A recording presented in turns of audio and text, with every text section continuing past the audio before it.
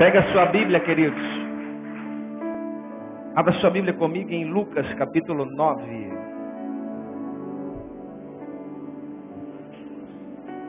Lucas capítulo 9, verso 57. Vamos ler do 57 ao 62. Lucas capítulo 9, verso 57. Quem aqui no meio da caminhada já teve vontade de parar um dia?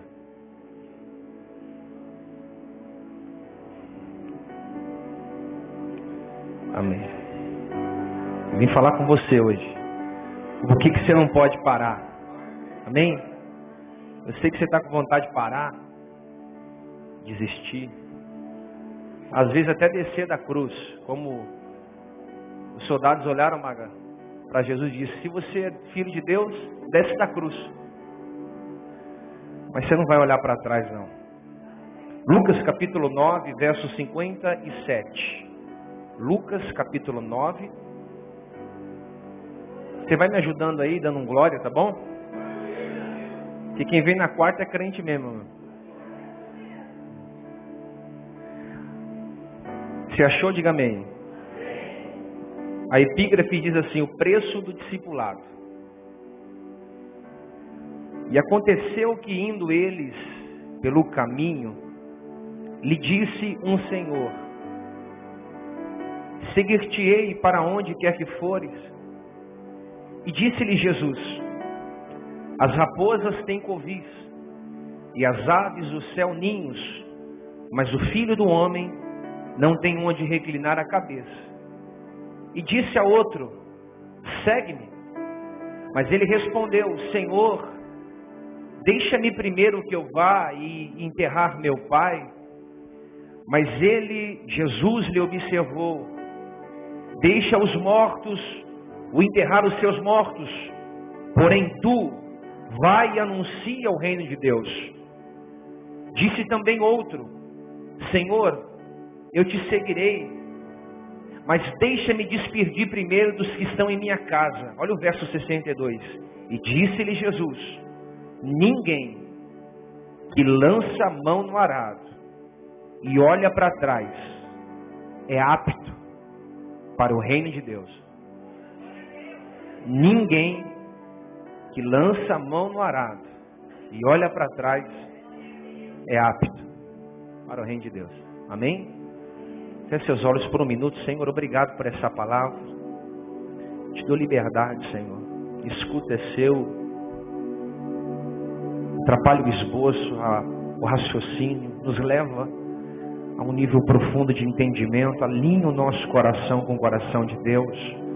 Nós nos rendemos graças e louvores. Nós sabemos que esse lugar está encharcado da Tua presença, da Tua glória. Nós sabemos que as pessoas que estão aqui vieram para Te ouvir, Senhor. Não ouvir um pregador. Eu não tenho condições nenhuma de pregar a Tua palavra, porque eu sou menor daqui. Mas o Senhor é poderoso. O Senhor é grandioso. O Senhor é excepcional. E a Tua palavra não volta vazia. Então usa, Senhor, desse vaso de barro que precisa da Tua misericórdia nessa noite, para fluir, para derramar sobre a vida dos famintos, dos fominhas de Deus que estão aqui hoje. Por isso, Senhor, nos leva a um entendimento mais profundo, nos leva aos céus hoje. Nós queremos subir ao terceiro céu como Paulo subiu e ver coisas que nós nunca vimos antes. Por isso, aquele que está fraco fortalece, aquele que está com vontade de desistir hoje, ele vai sair daqui forte. Aquele que quer parar no meio do caminho, aquele que já olhou para trás, mas ele vai permanecer olhando para frente. Porque ele é um chamado, ele é um escolhido, ele é um discípulo de Jesus. Ele não vai parar, ele não vai dar o gosto para os adversários dizer que era fogo de palha o que ele estava sentindo. Não, ele vai ficar firme, constante, porque ele é poderoso e tem um Pai amoroso que não desiste de nós em nenhum tempo. O seu Pai não desiste de você. O seu Pai não vai abandonar o seu ministério. Ele não vai deixar você de lado. O seu Pai é o seu Pai. E Ele vai apostar em você até o final dos dias. Mesmo você estando fraco, o seu Pai acredita que você pode sair daí mais forte. Você é um discípulo de Jesus. Amém? Senta dando um aleluia. Todos nós que estamos aqui somos discípulos de Jesus. Ninguém que está sentado aqui é um membro de banco, mas todos que estão sentados aqui, de alguma forma é um discípulo de Jesus. Por isso que eu disse que quem vem na quarta-feira vem para alinhar o espírito. Vem para querer Deus, não só um movimento, não só uma campanha para ficar próspero, mas vem para comer de um alimento. Eu queria falar, não olhe para trás. Existe um preço. E esse preço deve ser calculado para se seguir Jesus. Eu posso dizer que quando nós se convertemos, nós não sabemos o preço que é seguir Jesus. Porque senão você não tinha aceitado Ele. Pastor, o preço é alto. Eu posso dizer que o preço para se seguir Jesus é a autonegação. A Bíblia diz que Jesus disse: aquele que quiser me seguir, negue-se a si mesmo. Tome a sua cruz e siga-me. Porque Jesus sabia que as pessoas poderiam até segui-lo por um longo período de tempo, mas não se tornar um discípulo legítimo. Pode ser um discípulo falsificado, não um discípulo legítimo. E simplesmente as pessoas podem até seguir Jesus, mas não se sacrificar da maneira que deve sacrificar para trazer dentro de si uma autonegação. O que é autonegação? É você deixar a sua vontade na vontade de Deus. É quando as suas vontades próprias são satisfeitas com as vontades de Deus. Isso é o preço da renúncia. Eu queria dizer para você que você é um discípulo de Jesus. E quem deseja seguir ou ser um discípulo de Jesus deve estar preparado para pagar um alto preço. Jesus convidou esses dois homens para segui-lo, porque aparentemente eles eram discípulos casuais, aqueles que apareciam ao culto de vez em quando, gostavam da igreja, mas eram aquela coisa casual. Eu vou quando a necessidade bater na minha porta. E aí Jesus disse: eu quero fazer uma pergunta a vocês. Vocês estão dispostos a me seguir? E nós temos aqui dois chamados, duas pessoas diferentes. Você observa que Jesus faz duas convocações a duas pessoas diferentes. Nós temos aqui dois tipos de pessoas que Jesus chama a um comprometimento. A primeira pessoa, ela dá uma desculpa. E a desculpa é essa, que ela queria ela queria sepultar o seu pai antes de seguir o seu chamado. Ela disse: deixa eu sepultar o meu pai primeiro, depois sim eu vou seguir a Jesus. Mas eu não acredito que o pai desse homem havia morrido naquela ocasião, ou que o velório estava em andamento, porque havia um costume judaico, que o filho mais velho tinha que esperar o pai falecer, para assim poder sair de sua casa. Eu não acredito que estava nesse inteirinho um velório dentro de casa para ele dar essa desculpa. O que eu observo aqui é que nós temos um homem dando uma desculpa ao chamado de Jesus naquele momento. E ele demonstrou estar com pressa, ou seja, ele demonstrou que aquele pedido não era um pedido a ser realizado de imediato. Então, Jesus olha para ele e vê que ele não tem lealdade de deixar tudo para segui-lo. Então ele vai chamar um outro tipo de pessoa. Ele vai dizer: me segue. E essa segunda pessoa vai dar também uma desculpa. Eu posso chamar essas desculpas de procrastinação ou de postergar, que significa deixar para amanhã o que eu posso fazer hoje. Quantas vezes Jesus não deixou para amanhã, você deixou para amanhã o que Jesus pediu para você fazer hoje? Nós temos essa mania de deixar para amanhã. Jesus fala: filha, faça, filho, faça. E você fala: não, amanhã eu faço. Olha, se batiza. Não, amanhã eu me batizo. Olha, se santifica. Não, eu vou deixar para amanhã. Olha, seja fiel. Aí você fala: não, eu vou deixar isso para depois. Eu não me acho digno disso. E nós temos essa mania de de procrastinar, deixar para amanhã o que podemos fazer hoje, e isso vai quebrando a nossa lealdade com Deus. Eu vim falar algo para você que talvez você não ouviu ainda, mas a Bíblia ela nos confronta, e por isso que eu não posso falar de outra coisa nesses últimos dias a não ser um confronto. Jesus disse em Mateus 10:37, aquele que ama o pai e a mãe mais do que a mim, não é digno de mim. E quem ama o filho ou a filha mais do que a mim, não é digno de mim. Jesus está dizendo, se você amar o seu pai e a sua mãe mais do que a mim, você já não é digno de mim. E se você amar o seu filho, a sua filha, mais do que a mim, você não é digno de mim. Sabe o que é isso? Ele está dizendo, o amor que você deve sentir por mim, deve estar acima dos seus laços familiares.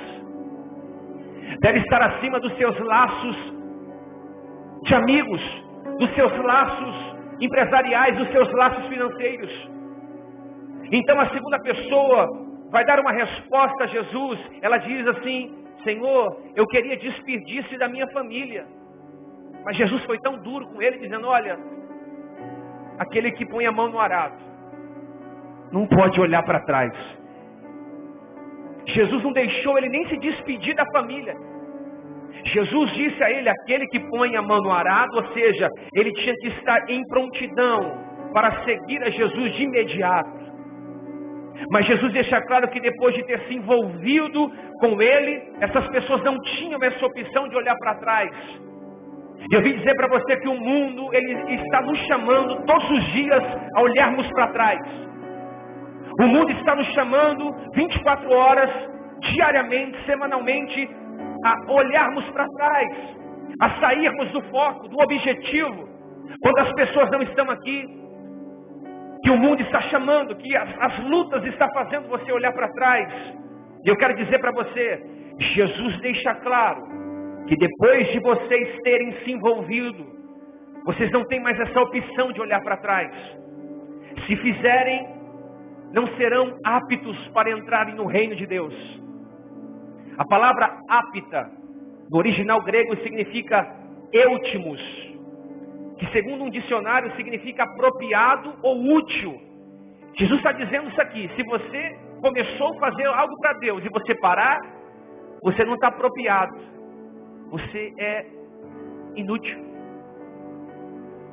Por isso que eu fico com medo daquelas pessoas que chegam e dizem, não, eu estou junto, eu estou fechado, olha, conta comigo para limpar a igreja, para trabalhar na igreja. Aí vai vindo uma luta, uma adversidade, o diabo coloca uma prova, uma escassez, uma coisa acontece, a pessoa vai olhando para trás, e a Bíblia diz que quando você vai tirando a mão do arado, você não está apto para entrar no reino de Deus. Não dá esse gosto para o diabo, meu irmão. Não dá esse gosto para os seus adversários, de você largar o arado e você olhar para trás. Jesus está dizendo o seguinte, nós não podemos hesitar ao chamado de Deus, nem sermos encontrados presos a qualquer coisa de valor nessa terra. Se Jesus chamar a nossa igreja hoje para o arrebatamento, nós não podemos estar presos a nada dessa terra. Há um teólogo que diz que se Jesus chamar, você não pode olhar para trás e ficar mais de 3 segundos olhando. Ou seja, se você olhou e passou mais de 3 segundos, é porque você tem muita coisa terrena e você não vai conseguir se desprender daquilo. Você tem que ter casa, carro, comida, estadia, roupa boa, viajar, ter condições financeiras, guardar recursos, mas nada disso pode fazer você ficar preso a essa terra. A verdade é que todos nós que estamos aqui, nós temos dificuldades de abrir mão de alguns determinados valores da nossa vida. Ficamos presos a algumas coisas dessa vida, e quando se trata de seguir a Cristo, nós não podemos ter nada que nos prenda. Nada que nos prenda. Não podemos olhar para trás. E quando Deus falou comigo isso, Ele disse, se você colocou a mão no arado, você não pode parar. Você não pode ficar titubeando entre 2 pensamentos. Você não pode começar algo com todo fervor e você vai diminuindo o seu gás. É como se você começasse algo, mas no meio do caminho alguma coisa te atraísse a olhar. E quem olha para trás, sente saudade do que viveu. Aqueles que estão acostumados a arar a terra, para você entender o que é arar a terra. Arar a terra era um homem que vinha segurando um boi pela frente, e ele vinha abrindo um buraco na terra, e esse buraco ele tinha que ser segurado firme com uma mão e a outra mão segurando o boi, para que fosse feita uma linha reta em meio à terra.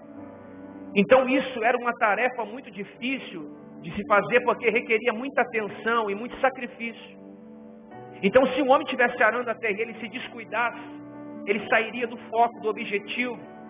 E quando Jesus usa essa expressão, ele está dizendo o seguinte, que para servir a Deus vai requerer de nós muito trabalho. E eu vou dizer para você, há muito trabalho a ser feito. O arado é um instrumento fácil de manusear ou conduzir. E Jesus viveu um mundo agrícola, ele trouxe o mundo agrícola para falar sobre o trabalho duro de arar a terra. E Jesus faz essa comparação para que você entenda, para quem quiser segui-lo e está apto para entrar no reino de Deus, o trabalho é interminável. Ele está dizendo o seguinte, que nós temos poucos trabalhadores. E se ele chamou você para trabalhar para ele, você não pode parar agora. Eu sei que dá vontade. Posso falar? Quantas vezes eu não tive vontade de não fazer nada? Você não teve, filho? Sabe quando você quer chutar o pau da barraca? Dizer, eu não quero mais nada, não quero mais ir na igreja, não quero mais saber de nada, não quero mais se envolver com o ministério, eu estou cansado de tudo isso que eu estou vendo. Sabe quando vem aquela frieza espiritual? Sabe quando você se cansa espiritualmente? É nessa hora que você tem que olhar e dizer, eu estou trabalhando e esse trabalho é interminável, tem que ir até o final. E para eu ir até o final, eu preciso ter disposição e coragem para enfrentar as pedras que eu vou encontrar no meio do meu caminho. Portanto, há muito o que fazer. Nós não podemos ficar de braços cruzados, queridos, achando que ser discípulo é vir à igreja, levantar as mãos, fazer uma campanha de libertação, cura, 7 passos para ficar próspero, dando a volta por cima, você vai virar um jogo. Isso não é ser um discípulo de Jesus. Isso é ser apenas um frequentador de culto. Ser discípulo de Jesus vai te custar tudo, muitas vezes amigos, muitas vezes família, muitas vezes horas na madrugada chorando, muitas vezes você vai perder tudo que você tem. Porque muitas vezes é preciso você perder tudo para Deus te dar tudo novo de novo. Não, você não pegou não. Levanta a mão para você pegar isso aqui. Com Deus é diferente. Primeiro Ele tira para depois Ele te ensinar o que quer te dar. Com Deus é diferente. Ele nos abençoa quando Ele tira, não quando Ele nos dá. Por isso que todo encontro que você tiver com Deus, Ele vai tirar alguma coisa de você e vai dar alguma coisa dele para você. Diga assim, todo encontro que eu tenho com Jesus, Ele tira alguma coisa minha e me dá alguma coisa dele. Quem tem posto a mão no arado tem que ter consciência que o arado está em movimento e que os campos precisam estar sendo semeados. Por isso que Paulo quis dizer em Coríntios, ele quis dizer o seguinte, o vosso trabalho não é em vão. Quer dizer que toda obra que fazemos para Cristo haverá uma recompensa. Eu não posso ter nada que me prenda, que me faça na hora eu hesitar se eu vou servi-lo ou não servi-lo. Eu não posso ter nada que me comprometa. Sabe o que é isso? Se você tiver algo que comprometa você com Deus, você precisa abandonar isso. Largar tudo isso. Eu nasci aqui em São Miguel Paulista, irmão. Acho que o hospital que eu nasci nem tem mais. Santa Terezinha, nem tem, né? Quem lembra de Santa Terezinha, irmão? Dá um tchau aí. Tem uns irmãos aí que nasceu lá também. E eu recordava aqui, para esses lugares, a gente passeava em muitos lugares aqui, mas eu tinha alguns amigos barra pesada. E a maioria dizia o seguinte, que naquele tempo só dava certo trabalhar com quem não tinha nada a perder. Por exemplo, um ladrão chegou e disse, olha, eu quero trabalhar com gente que não tem nada a perder. Eu não estou fazendo apologia ao crime, porque eles usam um princípio que na verdade não é deles, é nosso. Era isso que Jesus estava dizendo. Eu quero trabalhar com discípulos que não tenham nada a perder. Que para eles servir a Deus é lucro. Eu quero perguntar para você, você está disposto a dar tudo de você para Deus? Olha, Deus, eu não sei onde eu vou morar, eu não sei o que eu vou comer amanhã, eu não sei o quanto eu vou ganhar esse mês, mas olha, eu quero ser um discípulo de Jesus. E diante desse chamado de Deus, nós não devemos hesitar segundo o seu pedido, nós temos que atender ao seu pedido. Então, nos dias de hoje, o que significa olhar para trás? O que significa olhar para trás nos dias de hoje? Eu quero falar sobre isso hoje. Mas antes, eu queria falar sobre a diferença entre conversão e santificação. A conversão é a primeira fala do rompimento da pessoa com o mundo.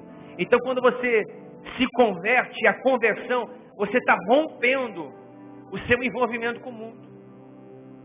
E é a experiência através da qual você pode desfrutar da salvação. Então, quando você aceita Jesus, desce as águas, vem à igreja, você se converte.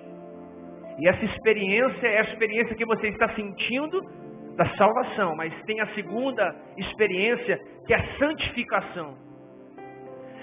A santificação é o rompimento da pessoa com as coisas que impedem o seu crescimento e o seu progresso na fé. Por isso que não basta ser só convertido. Você tem que estar santificado. E sem santidade ninguém vai ver a Deus. Josué disse, vocês se santificam hoje e amanhã vocês vão ver maravilha no meio de vós. O que está dizendo isso? Que quando você se converte, você desfruta da salvação. Mas se você quer ver a Deus, você tem que se santificar, porque isso traz crescimento progressivo e aumenta a sua fé.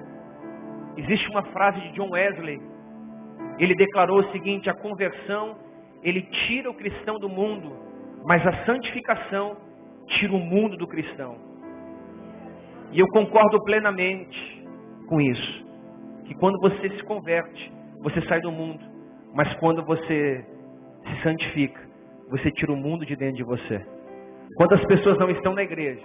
Cantam, louvam, choram, dizima, oferta, pula, limpa, adora, mas ainda não conseguiu tirar o mundo de dentro do coração delas. Vira e mexe, ela está ouvindo uma música secular. Ah, mas é tão lindo aquela música. Eu sei que é linda, querido.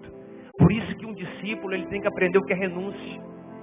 É lindo, eu sei que é lindo, é gostoso de ouvir, mas eu não posso dividir, eu não posso me distrair, eu preciso adorar a Deus. Isso não é ser fanático e nem religioso, isso é não perder tempo dividindo a minha adoração com o mundo, de Deus. Essa música pode até tocar o meu coração, mas eu quero algo que toque o meu espírito, porque se meu espírito estiver tocado, eu vou tocar também no teu espírito. Difícil não é tirar o povo do Egito, difícil é tirar o Egito de dentro do povo. A nossa tarefa como pastor hoje é tirar o mundo de dentro do coração das pessoas. E se você não aprender certo, queridos,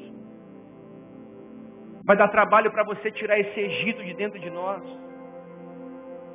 Muitas vezes temos saudade do que ficou para trás. E olhar para trás significa ter saudade do que deixamos. E Deus não admite isso. Jesus também ensinou acerca disso, quando ele citou na parábola a mulher de Ló. Em Lucas 17:32, ele diz assim, ó: lembrai-vos da mulher de Ló. Jesus usou isso no Novo Testamento, a história de Ló e a sua esposa no Antigo. Mas foi tão sério o que ela fez, que Jesus disse, eu quero citar aqui a mulher de Ló. Eu quero dizer para vocês, não façam como a mulher de Ló fez. A Bíblia diz que um anjo foi para destruir a cidade de Sodoma e Gomorra. Só que um anjo disse, no capítulo 19, e havendo levado para fora, quem que foi levado para fora? A família de Ló. Disse a eles, o anjo disse, livra-te, salva-te a tua vida, não olhe para trás, nem pare nas campinas, foge para os montes, para que não pereças. a mulher de Ló tinha muita coisa em Sodoma e Gomorra. Então o anjo tirou ela para fora e disse: olha, eu vou te dar 3 segredos para você não morrer. Você não vai olhar para trás, você não vai parar no meio do caminho, e você vai subir as montanhas para que vocês não pereçam. Ló falou: fechado.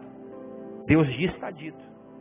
Então ele pegou na mão dos filhos, pegou na mão da esposa e começou a fazer o que o anjo havia mandado. Só que no meio do caminho ela sentiu saudade. Sabe o que ela faz? Ela para e ela olha para trás. E quando ela olha para trás, a Bíblia diz que ela se converte em uma estátua de sal. Ela fica petrificada.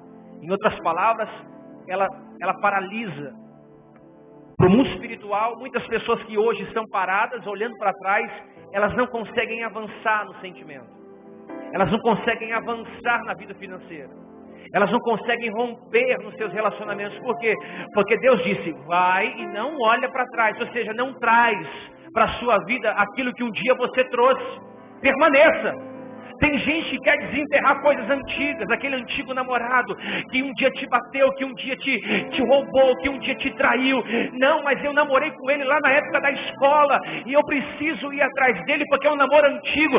Jesus disse: não, minha filha, o que eu tenho para você está na minha casa. O que você quer achar procurando a coisa do mundo? Tem homem que está procurando mulher no mundo, na balada, na rede social. Não, meu filho, mulher de Deus tem que estar na casa de Deus, ouvindo a palavra de Deus, se santificando como uma mulher de Deus. Tem gente que quer ganhar dinheiro ilícito. Não, mas eu ganhava muito dinheiro quando eu fazia isso. Deus não quer que você tenha muito dinheiro. Deus quer que você seja um homem de caráter virtuoso, cheio de Espírito Santo. Por isso eu vim dizer para vocês que estão ouvindo aqui: Deus não quer que essa igreja olhe para trás. Deus não quer que esses jovens olhem para trás. Deus não quer que essas mulheres olhem para trás. Nós não vamos parar no meio do caminho. Deus vai destruir Sodoma e Gomorra, que é essa geração. Mas nós não vamos parar no meio do caminho. Não vamos ficar petrificados com ele. Nós vamos avançar para o alvo. O nosso alvo é Jesus. Por isso levanta a tua cabeça e foca nos montes, e foca nas campinas, e foca no seu projeto.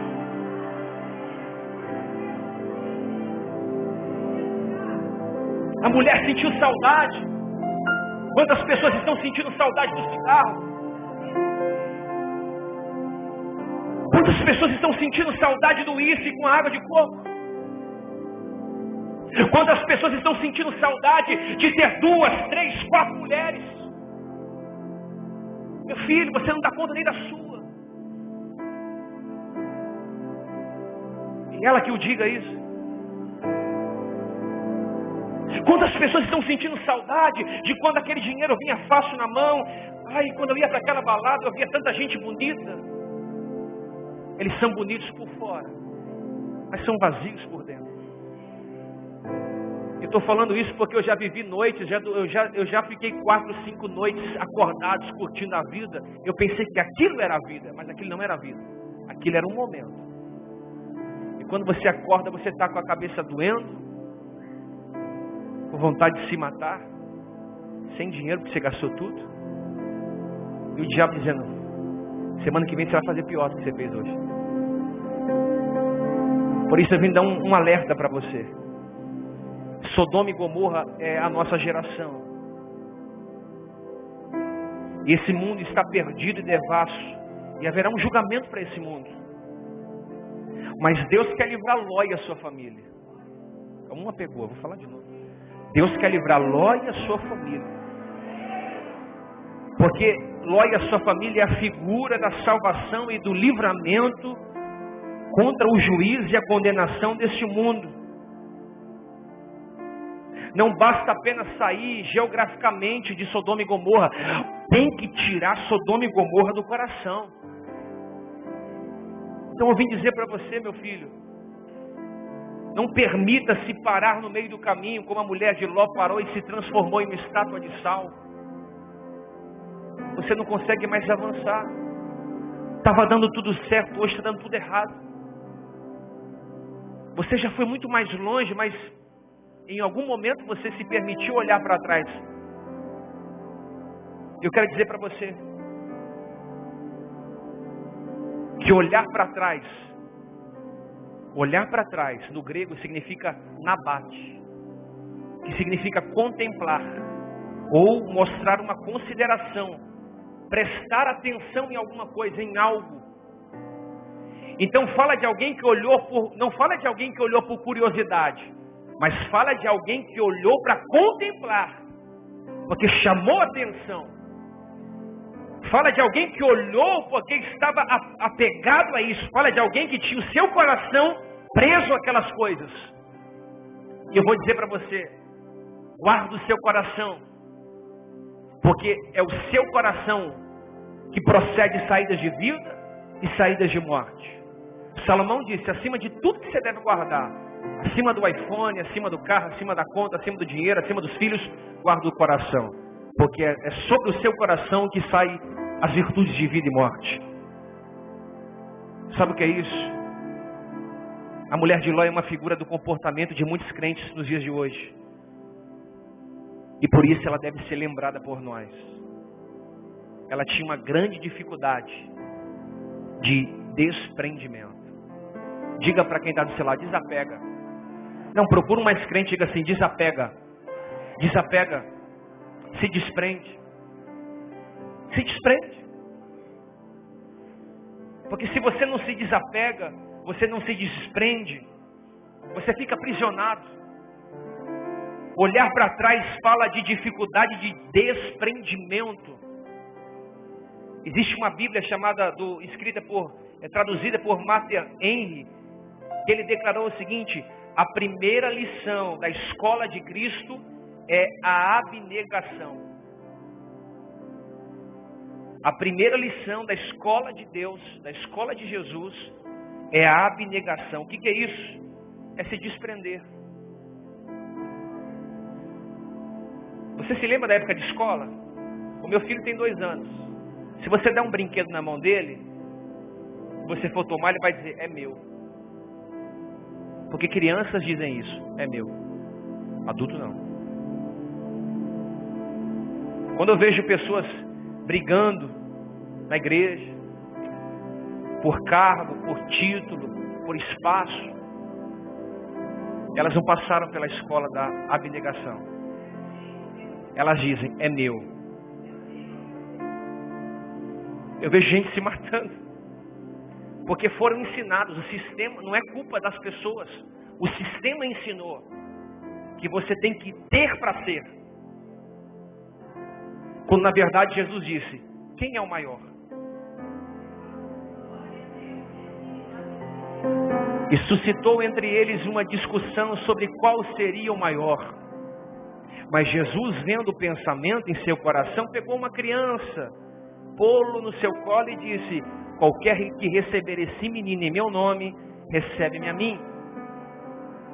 E qualquer que receber a mim, recebe a quem me enviou, porque aquele que está no nosso meio, o menor, será como o grande. E respondeu João, mestre, vimos que tem um homem expulsando demônios, e lhe proibimos porque não segue conosco. Ele disse, não proíbe, porque quem não é contra nós é a favor de nós. Sabe o que ele está querendo dizer? Aqueles que se formam na faculdade da abnegação, eles não se apegam a nada. Porque se você se apega a alguma situação, quando você perder, você vai criar conflitos. Se você sair da sua posição no seu trabalho hoje, como é que vai ser a sua reação? Se eu sair como bispo da igreja, pode vir um cara melhor que eu. Eu vou sentar para ouvir. Amém? Porque isso aqui não é nosso. Ele disse, se você quer ser grande, seja pequeno. Se você quer entrar no reino dos céus, lava os pés das pessoas. Isso está falando de abnegação. Há muita gente que não consegue se desprender das coisas, qual Deus o libertou um dia. Aquilo que um dia te prendeu, potencialmente é um perigo para nós ainda. Aquilo que te prendeu um dia se torna um perigo para nós hoje, porque um dia você foi preso por isso, então se torna um perigo ainda. E a nossa carne é capaz de fazermos coisas que nós desacreditamos de nós mesmos. Por isso, Paulo advertiu a igreja, ou advertiu aos Galatas dizendo, Gálatas 5:1, para a liberdade que Cristo vos libertou. Permanecei, pois, firmes, e não vos submetais de novo sobre o jugo da escravidão. Sabe o que Paulo está dizendo? Você foi chamado para ser livre. Então não se submeta ao jugo da escravidão de novo. Você é livre. Então, se você quiser ser escravo, é por conta sua, mas você já é livre. Você é livre. E o que é ser livre, querido? É você acordar sem pesos. É você acordar sem cadeias na sua... Você não pode ser obrigado a fazer nada. Por isso que você não pode fazer a sua obra. Porque você vai se cansar de fazer a sua obra. Você precisa fazer a obra de Deus. Porque ela não cansa. O jugo dele é suave e leve. O nosso que é pesado. Diga assim, o mesmo jugo que me oprimiu no passado pode estar sobre os meus ombros novamente. Então nós precisamos entender que o fascínio do mundo, a fascinação do mundo e os pecados que nos acorrentaram um dia ou nos aprisionaram um dia, ainda são perigosos para nós depois da conversão. Porque quando você se converte, os pecados que cometemos antes, ele sempre vai bater na porta. Para que você cometa de novo. Para que eu cometa de novo. Então não basta ser batizado, tomar ceia e vir à igreja.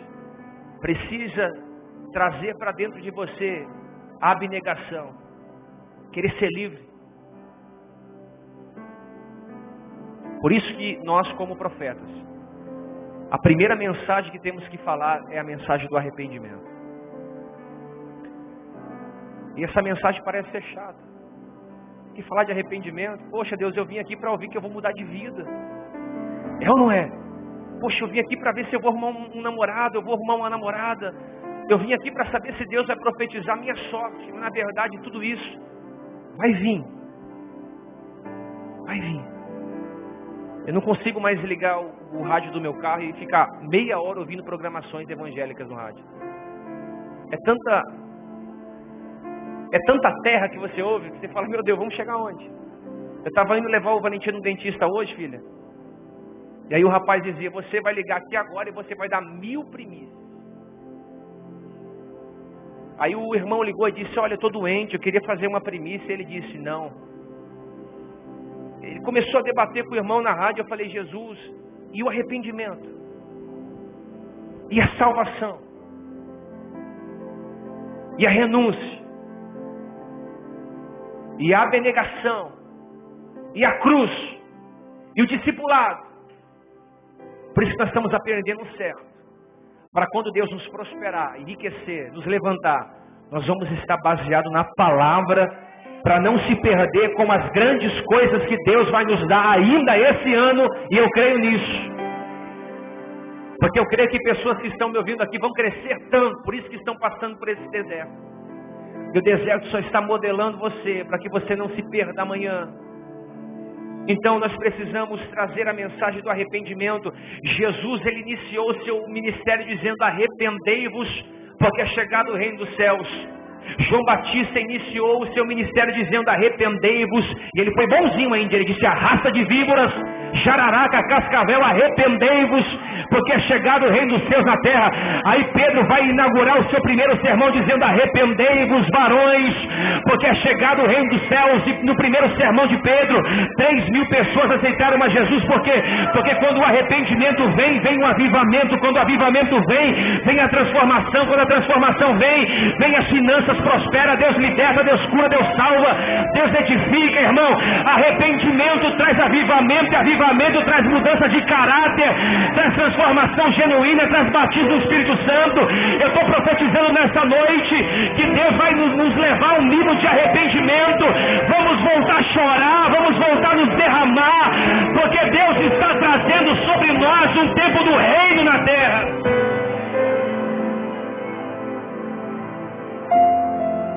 Eu vou dizer para você,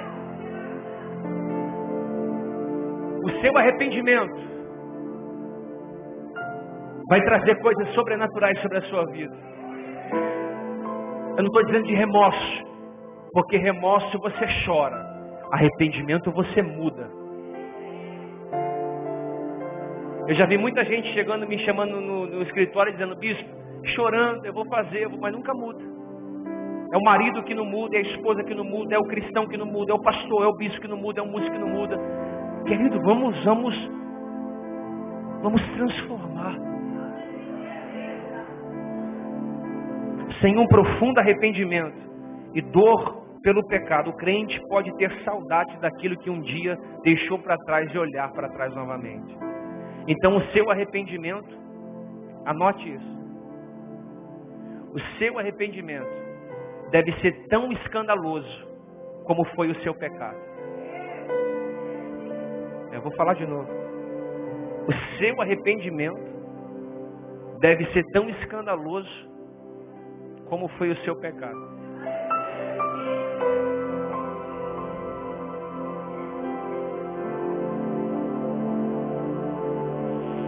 Eu vou falar para vocês que existem dois tipos distintos de desviados.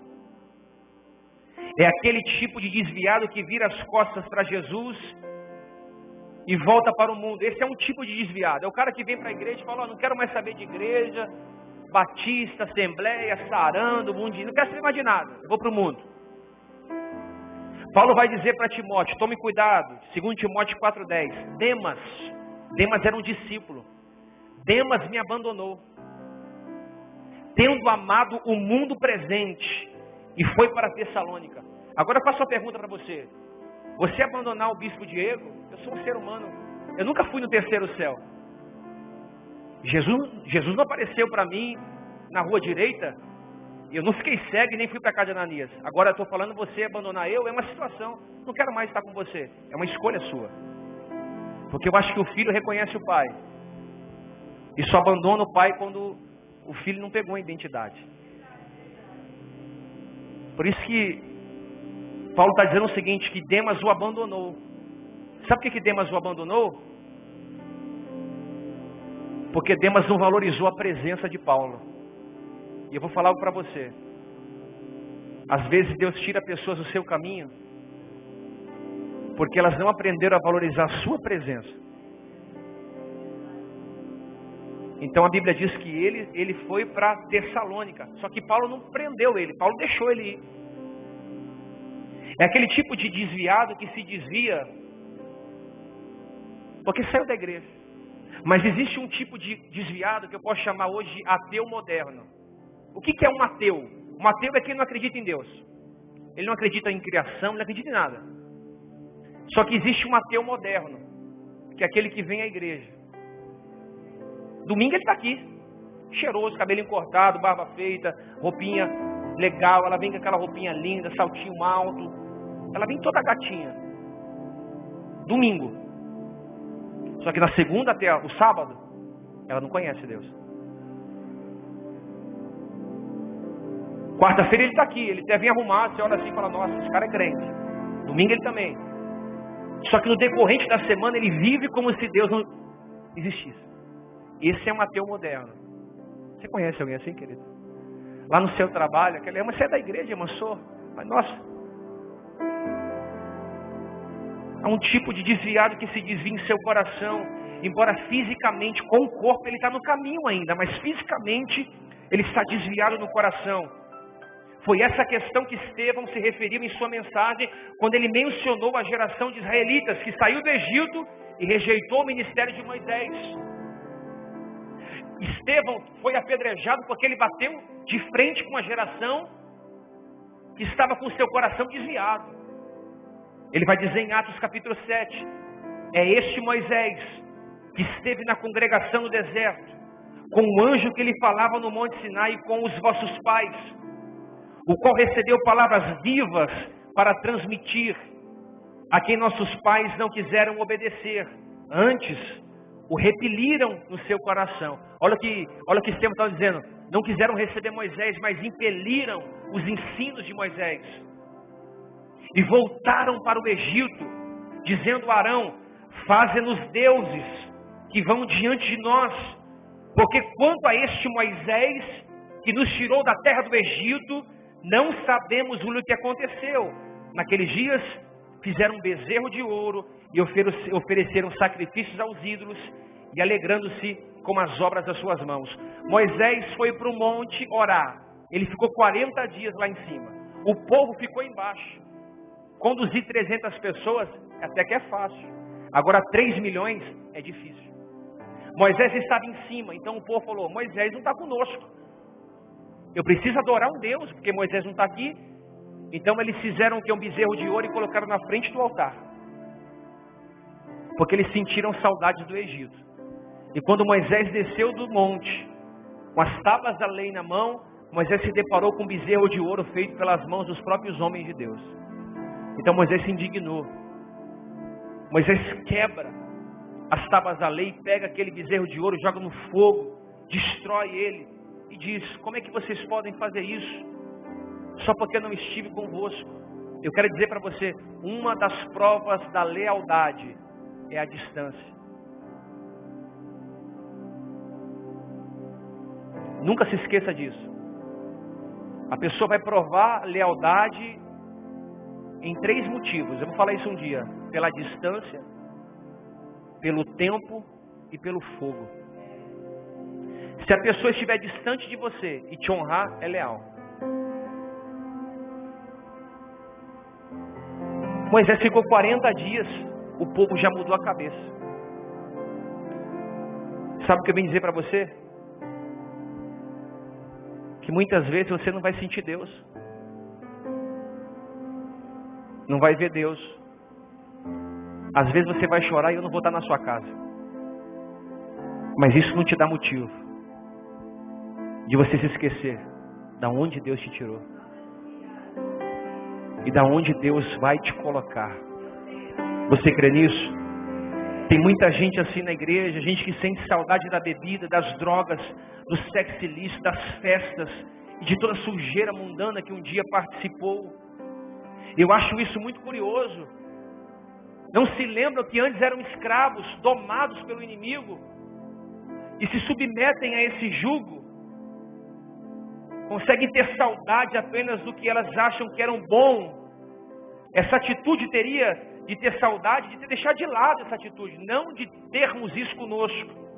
Por isso eu quero dizer para você, que talvez você olhou para trás, desistiu, quis parar. Eu quero trazer à existência algo novo para a sua vida. Como é que você vai guardar o seu coração? Como é que você vai se conservar para não olhar para trás em meio às adversidades? Você vai ter uma consciência espiritual renovada. Diga assim: consciência espiritual renovada. Foi por isso que Jesus instituiu a ceia. Em 1 Coríntios 11, 24, ele fez a ceia para que toda vez que você viesse à igreja, você viesse com espírito de gratidão e de comprometimento. Por isso que você não pode faltar na ceia, de maneira nenhuma. Por quê? Porque a ceia é um sinal de consciência espiritual. O cara que vem na ceia está dizendo o seguinte: eu estou na ceia, não é para comer do pão e beber do vinho, eu estou para agradecer da onde eu saí. O que é Páscoa? Páscoa não é ovo de Páscoa. Páscoa é a comemoração da saída do Egito à terra prometida. O que é Páscoa? Páscoa é quando eles se reuniam, comiam do cordeiro, das ervas amargas e do pão sem fermento. Por que o pão sem fermento? Porque tinha que ser algo rápido. Não dava tempo nem de fermentar o pão. Então, para você não olhar para trás, você tem que ter uma consciência espiritual. Ou seja, a necessidade de você estar tomando a ceia, para que você fortaleça o seu compromisso, através da lembrança de tudo aquilo que Deus fez por você. Esquecer-se de que éramos de Cristo, fez por nós e se torna ingratidão. Pedro se refere de uma forma negativa àqueles que se esqueceram da purificação de seus pecados outrora. Por isso que ele escreveu em 2 Pedro 9. Mas aqueles que não a estas coisas é cego. Aquele que não vê isso é cego, vendo só o que está perto. Porque se tem esquecido da purificação dos seus pecados antigos. Para você não olhar para trás, é necessário você ter uma boa consciência. Uma consciência de gratidão de tudo aquilo que Deus fez por nós e está fazendo por nós. Segunda coisa, bispo, como é que eu não olho para trás em meio a tudo isso que está acontecendo? Eu preciso ter uma posição de firmeza. Diga assim, uma posição de firmeza. Alguns acham que nada deve ser feito, mas na verdade você tem que ser firme. Começou, termina. Deu a palavra, mesmo que você tenha prejuízo, vai até o final. Firme.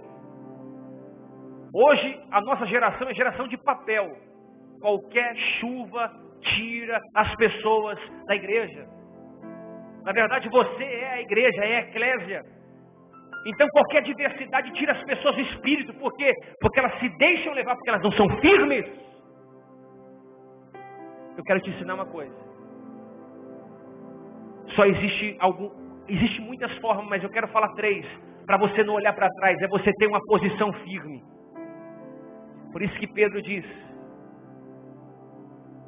que para você seguir a Deus, você precisa ter uma posição firme daquilo.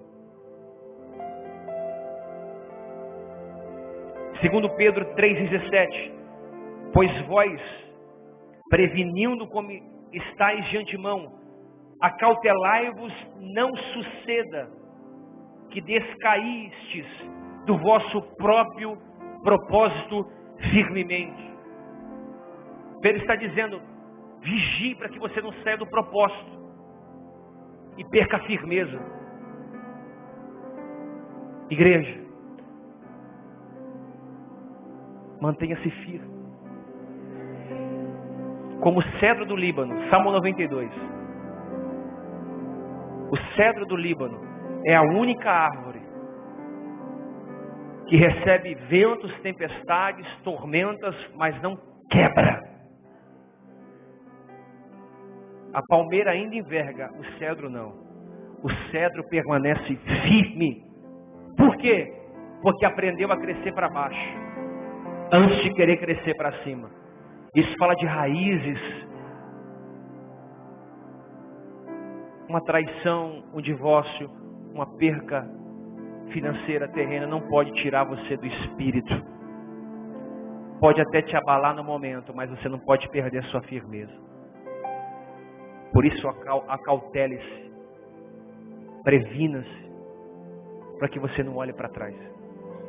Eu quero terminar dizendo isso. Como é que eu não vou olhar para trás, bispo? Se tudo está me chamando, se tudo coopera para que eu olhe, você vai fazer um voto de compromisso. Eu nunca vi ninguém chegar no casamento, eu já fiz vários casamentos. E a pessoa dizer assim, olha, você promete ser fiel, leal, amar na saúde, na pobreza, na riqueza. E a pessoa fala, não sei não, hein? Vou ver aqui se dá, porque pode ser que no meio do caminho, eu nunca vi. Pode ser que não cumpra. Porque tem muitos homens que só têm palavras, mas não têm atitudes. E muitas mulheres que também só têm palavras, mas não têm atitude. Mas eu nunca vi ninguém chegando e dizendo isso, num voto de compromisso.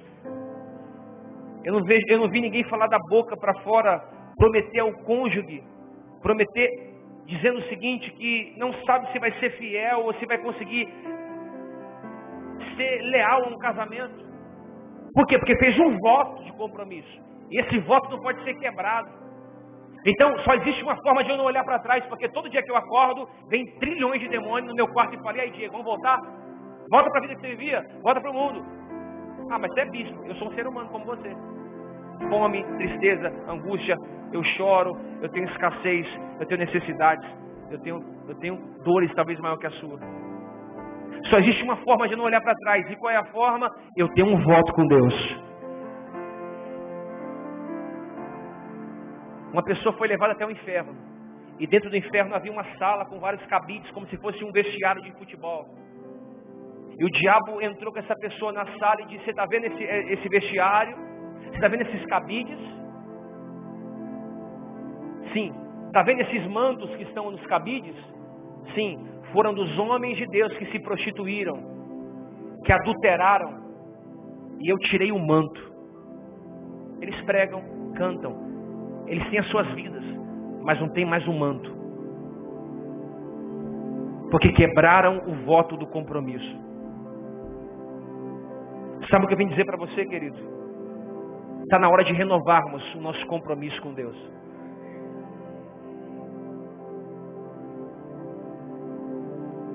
Está na hora de você dizer: bispo, eu não quero mais ver o que eu estou vivendo. Eu não quero mais olhar para trás. Eu não quero mais me prender. Eu estou preso. Eu não consegui ainda se deslivrar de alguns amigos. Eu não consegui quebrar esse chip e jogar fora. Eu não consegui parar de adulterar, de mentir. Toda hora eu estou envolvido em dissimulação e maledicência. Toda hora eu me apego entristecido. Eu tenho vontade de parar em todo o tempo. Isso é porque você precisa ter uma boa consciência, firme no propósito, um compromisso maior.